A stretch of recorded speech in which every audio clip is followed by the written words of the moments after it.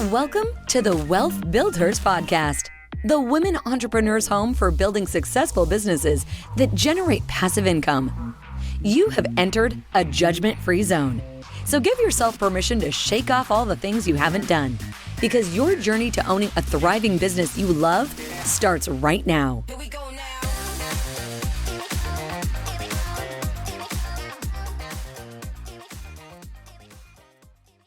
Welcome to the show, everybody. Today we are here with Tina Johnson with Done Deal Katy. Welcome, Tina.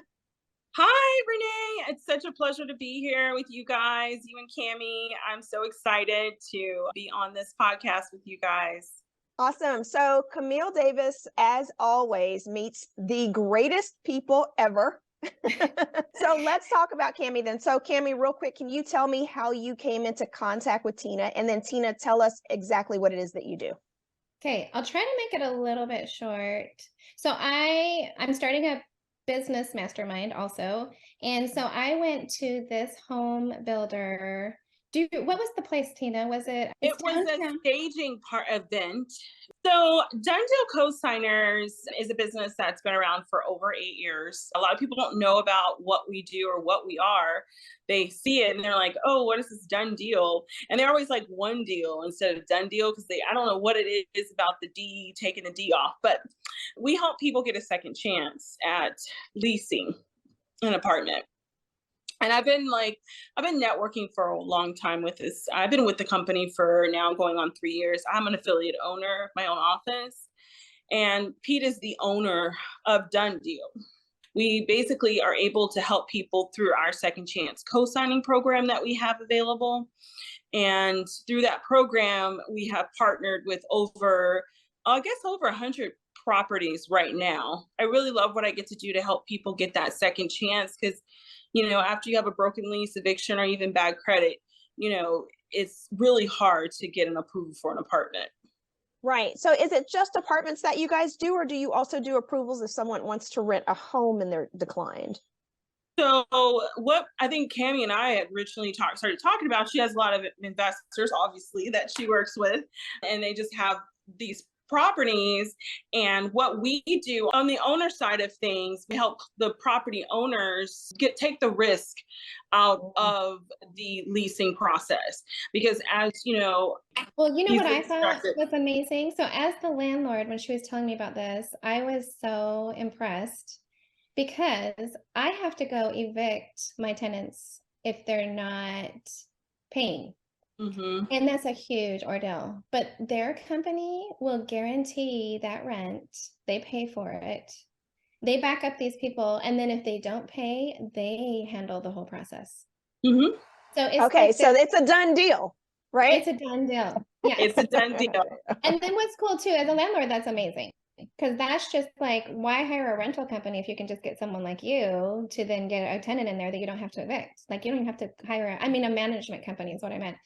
But then again, they're helping, I'm sure it's single moms who just got a divorce. I'm sure it's people, real life happens. And there's so many single moms that have to take their kids.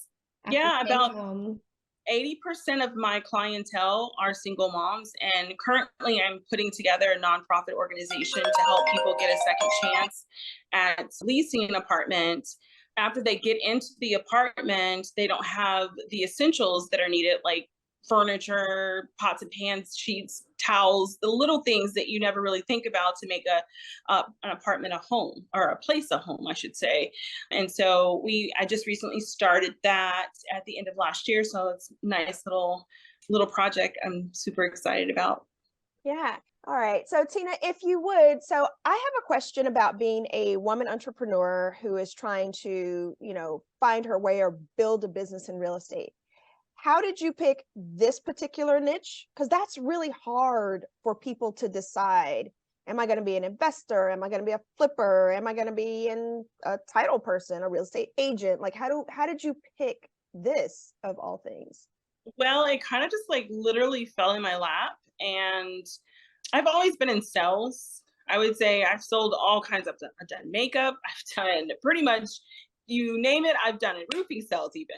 I was in marketing for a roofing company. I've never been on top of a roof before that, but I would say say the thing that caught me with the whole process, one, was in property management, and I could have gone back out and got another job and continued my career with that. But I got tired of the politics, and I just wanted something new. And it just literally fell in my lap. I saw it and I was like, okay, it was not easy at the beginning. And anything that you do that's, that's worth anything, sometimes it takes hard work, And just like being a fresh real estate agent, you are building your clientele with Done Deal. So we are hiring, by the way. So you're building your clientele, you're picking up the phone. The phones are constantly ringing, obviously. Phone's been ringing. And so people come to us because they've exhausted all of their other opportunities that they thought they might have, and living on someone's couch is definitely not an option for most people. So yeah. they call us up. But yeah I hope I answered your question. You did Okay. You absolutely did. The question was, how did you start? And you said it fell in your lap, and I totally get that. So Camille was saying that what she really liked about it was the way that the program works and how beneficial it is to landlords. And so from your perspective, what is your unique selling, what is that thing that you're offering to landlords that will help us to increase our return on investment by allowing tenants who've had some challenges? How do you help us specifically? Like, what is it that your program does? I would say, it's a big risk being a landlord. I was the person that filed the eviction. I was the person who had to kick the people out. I had to show up in court. So I know the process, and it's tedious. And in comparison to what we offer on the flip side is we have the client, whoever moves in, sign a contract. If they don't pay, we pay. And I don't know a lot of our apartments love us because they don't have to worry about a done deal client. That if a person moved in and they're not a done deal client, then they have to go through the whole eviction process, the 3-day notice, the whole thing. And with Done Deal, we come in that first time they're late, we pay the rent. And then that second time, we're like, they don't pay us back because they have to pay us back. And that's something they sign in a contract. And if not, then we move them out. So Gotcha. So the burden is really on Done Deal and not necessarily on the landlord. Exactly. Yes. Okay. So Camille, I can see why that is highly appealing. Yes. I'd never heard anything about this before now. And I've been doing this for many years, and I just heard about you 2 weeks ago, three weeks ago, whatever it was. But yeah, I thought this is a great program. And I love the name of it too. Done Deal, I think, is a great name. I love that. It's a win-win. I mean, it helps the people that can't get into the Yeah, I agree. I agree. So Tina, how do you connect with investors to provide them information about your program? Is there a website, or how do investors sign up with you if they're interested? If they're interested, they can give me a call. I can point them in the right direction. I have an email, Tina J at Done Deal. It's actually Tina J at Here to Help cosign, the number 2, not TO, or they can give me a call, 713-575-0319. I'd be happy to help. Okay. So as far as your program is concerned, the way that you help landlords primarily is that you are able to get the tenants. You go through all of the screening, the background check. I'm trying to figure out, so we pre-screen all of our clients. So we have a form, we have documents that they sign, but the pre-screen process is we do a lot of that over the phone. The landlord still needs to do their due diligence. One, legality of it, you still have to do a lease. So you still have to have factual information and verify the information. We don't do that. Okay. So that all makes sense. And then tell me about your business. So you're a woman, you're an entrepreneur, you're building this empire. So what are the challenges that you're finding as a woman who's a business owner? Well, hiring people, it's like I'm in a lot of different networking groups, and one just for that mental support, which helps me realize I'm not the only one that's going through things. Like, I felt like I was doing something wrong. I mean, I feel like I'm a really nice boss. I mean, my people have it easy compared to the way that I was, when I first started. It's just like hiring people. I never have to fire anybody. They just usually fall off, but because it's a commission based job. So that's my biggest challenge. And just sometimes it's just like doubt, that doubt, like, oh my gosh, can I continue to do this? But, it's with anything you do. Like if you're a dancer, I danced for many years. It's like, can I do this again? Is my body capable of doing this routine? Like, just doubt sometimes. Yeah. Yeah. So I think, Camille, every entrepreneur goes through the, what am I doing today? Like, why am I doing this? Like the challenges. And definitely. Camille, I know in your business, you can kind of speak to that, like some of the challenges that you've had as a business owner too, right? Yeah. Yeah.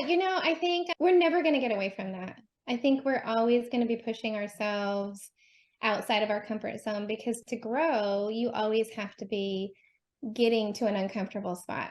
And I think the biggest thing about successful people and people that aren't successful is we're just consistent. It's the ones that just keep doing and actually doing something, not just doing the same thing every day, but doing something actionable. Even if it's just little, it doesn't even have to be big, something that changes or gets results more than what you did the day before. Wow. So yes. Yeah, I agree with that. And I can definitely say that I honestly, I think what made me successful with Done Deal is I always thought outside of the box. So at the beginning, I mean, I was like, how do I produce more leads for just me? So I was like going to networking events. I was, letting everybody know what I was doing. And that's how I was able to break records. I literally broke, a record of move-ins during COVID. So it was, yeah. wow. That's a pretty big deal. Yeah. So always thinking outside of the box is one of the things that made me successful. No surprise there, because that's what it takes. And talk about somebody that like thinks outside of the box and doesn't take no for an answer. Okay, so that's Camille. So I think Tina, that entrepreneurial women, or maybe entrepreneurs period, have that in common. Camille said consistency is hugely important in your business, and you have to every day be proactively working toward something or some goal, or achieving some small action that will improve your business, or maybe get the next sale, even if it's that small. You just have to have the next sale. Yeah, no, I would totally agree. And I mean, every year I try to do vision board, and this year we're actually making it a company thing, and I'm actually hosting the event for Done Deal. And okay, wait, let me ask, do you already know what's going to be on your, can you tell me 2 things that are on your vision board? So I would say, back to being an entrepreneur woman, one of the things that's been a challenge for me, and my word of the year is balance. And so that's going to be really big on my vision board. I need to create balance in my life 100% all the way around. Ooh, that's so good. Okay, Camille, are you doing a vision board this year?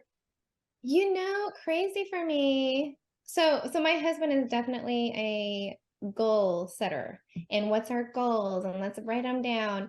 I always thought I wasn't a goal setter, but actually I think I'm just that one person that just challenges myself for that next day. For some reason, I'm better if I just look at the I do have the end goal. I actually do. I have the vision. I'm a visionary, actually. Yeah. So I am a visionary. I have these big dreams, like mastermind, like a Spanish investment group, I just met Till Lowry. I always wanted to do the owner finance thing that she's doing, but I was like, but I knew that would be way too much time for me at the time.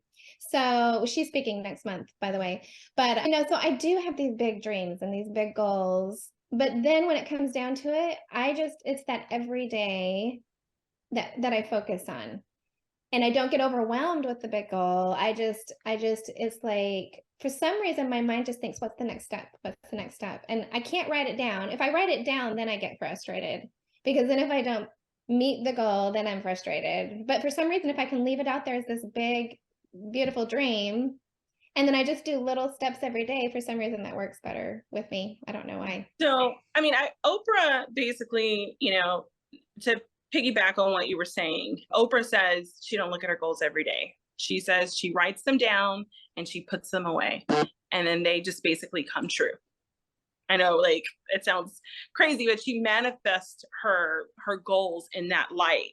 Like, hey, I'm going to put this over here. I'm not going to think about it anymore. This is what I want. This is what I'm going to do. It's going to happen. And then she leaves it alone. Interesting. Well, I think I can do that. Yeah, I was going to say, I think that there are two takes on it. Writing the goal down, just so that you have it, like you give it life by putting things on paper. Whenever, just a side note, whenever I have something that I keep mulling over in my mind, I'm worried about it, or stressful things that are going on, if I write them down, I almost feel like I'm giving them life. They can live somewhere so they can get out of my head. Like, live somewhere else. You live on this piece of paper, not in my head, like drowning me with bad vibes. On the same, token, that something good can be that way as well. If you have a dream or something that you want to achieve and you write it down, you're giving it life by putting it on that piece of paper. And then what Camille said is key. You take action toward the goal every day, just kind of keeping the goal in the back of your mind. Some people put their goals up in front of them. They have like affirmations, goals, vision boards that they put in front of them. That to me is overwhelming, because like Camille said, if I don't achieve it, then I'm like down on myself. Like, this was on my vision board for this year or this month, and I didn't accomplish it. So then there's a negative energy that goes with that for me. So I would rather do what you're saying that Oprah suggests or does or whatever, is write down the goal, put it away, and then do what Camille said, take small action toward it every single day until I accomplish, and then pull that piece of paper out and say, look it, I accomplished the goal, or I'm this much closer to it. I think what would really help us too, as entrepreneurial women, is writing down what you have accomplished. So Camille, like, if you're not writing down like what you're going to do, or like putting it on a paper, putting the goal on a piece of paper, put down what you did yesterday. I had the meetup yesterday. We had Dr. Bonnie Hubert. It was hugely successful. I missed that. So put the things, Tina, we'll catch you at the next one, girl. Yeah. But yeah, those meetups are fantastic here in Houston. So I can't wait anybody for listening, yeah, here in Houston, we do them on the third Thursday of every month at 7 p.m. And just check out the Wealth Build Hers page and the Women's Wealth Collective Facebook pages, and you can get all the information there. But what I was saying was that if you write down what you have accomplished in the last week, what did I finish? Even if it's two things, I was able to get the dinner cooked twice this week, and I got a new client. Like, that's what I did this week, but I finished something. Yes, I love that. I absolutely love that. I think that's like pointing out the things that you did accomplish, and then knowing that the things that you didn't accomplish the day before, that's what I usually do. Like, I write a to-do list and I just pass it to the next day. I try to knock out the things that I can that day, and then I push into the next day. But I'm going to start saying, I did do this. I did this. Write down what you did do. And you can always keep a separate list of things, like a to-do list somewhere. I'm an app user, so I use Trello. You can use Asana. Those are a great way, and we'll put that information in the show notes. So if people want to have a way to track things on their phone, they can. But, put a gold star next to the things that you did accomplish. Even if you like physically write a gold star on a piece of paper, or in your app, like put a big green, smiley face next to what you got done. And then the things that you didn't do, you don't need to put a red X or, whatever, if that makes you feel, you don't want things that give you negative energy. You want something that is going to continue to motivate you, so that you can say, you know what, I did that, and I can do the next thing on my list, and just keep moving forward. And I think that will help us as women and as entrepreneurs to get more things done. Amen. Amen. Yeah. I know. Speaking of Oprah, right? Is that the Oprah? I know I bring that up all the time, but she asks the perfect questions. She just reminds me of Oprah. It is the hugest compliment ever. Thank you. Yes, she does remind me of Oprah. Thank you so much. Y'all are so sweet. I'm receiving it. I'm receiving all the good vibes. Thank you. Yes, you're so great. So Tina, what's the plan for your business? Do you have a short-term goal of what you want to accomplish? Like, do you have an idea of where you want your business to go this year? So my goal this year is to I want to promote some other people in the position that I'm in with Done Deal, and have them have their own office. And so my goal was to promote 2 people into their own office. And then also I want to, of course, hire more people because, I got to replace those people. And I really want to get to this subject to stuff. And I'm creating a website right now and to maybe pull some leads in so I can share them. Ooh, that sounds like fun. Yes, that sounds good. So when you say subject to, like doing actual deals the way that Cammie's doing them. Right. The event that I spoke at, so when I met her, then they booked me to speak at one of their events. And then when I spoke at that, afterwards, she's like, I'm so pumped up. Like, I'm going to go do this. And she's like, I'm going to go put it online. I'm going to go do this. I'm going to go do that. And so I saw the fire coming out and I was just like, that's amazing. I love it. Yes. So Camille is always inspiring people to go and do what she does. It's not easy, but it's so doable. Like you can absolutely get deals. Yeah, absolutely. I used to do wholesaling back in the day, and I had a really, really bad client, but I stopped doing that. I was like, maybe this isn't for me. But I remember your story too. That was a bad client. Yes. Yeah. So I was like, how can I do this without having to do all of this? And what is the best way to do this? I've always wanted to invest in real estate. That's something, I've always wanted to do something. I knew that like talking to Camille, whenever I met her the first time, my ear was like tuned into what she was saying. I was like, oh my gosh, this is so cool. And she's a woman. I was like, yes, this is awesome. Yes, ma'am. I felt bad you feel like you can do it. I felt bad because they ended up all kind of sitting around a table and I was like in the middle and I was like, wait a minute, like I feel like I'm in a seminar right now. And we were just talking. I felt guilty because I don't like to be the center of attention anyway, but we made you the center of attention. You had no choice. We were like, now this, we were asking her questions and we were like, okay, so what about this? And then yeah, what you have to share is so valuable, and people listening, y'all really need to tune in to what Cammie's doing with Women's Wealth Collective. So you share all of your goodies there, right, Cammie? Yeah. And so you've got some freebies in addition to some paid stuff. Is that right? That's right. Yeah. Yes. I give a ton of information. Yeah, no. So when you have all of this information that you're sharing with people, I know you feel uncomfortable with being the center of attention, but there's a lot that you can give away for free, but people still need like your guidance to like kind of to do it, right? Right. So there's a lot of people that think I give too much information, especially my staff know. They're like, you don't need to give away the farm. But this information, they're like, you need to wait till they get into the program, then we can share all this. But honestly, they're going to need to hear it again and again. Like to me, it's easy and I love it and it flows and like one thing connects to the next thing. But again, I've also been doing this for 12 years.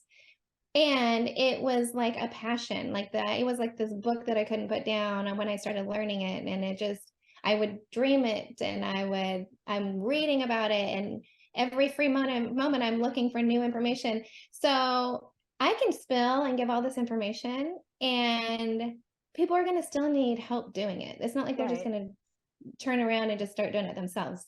So it does take and this time. is subject to that we're discussing, right? Yes. The way that you do your deals, the way that you structure your deals and get your real estate properties. Exactly. It was funny, Tina. I don't know if you noticed the title company. So the sponsor of that event was a title company and it's Sabi's title company. I wish I could remember the name of that too, but I can't think of it right now.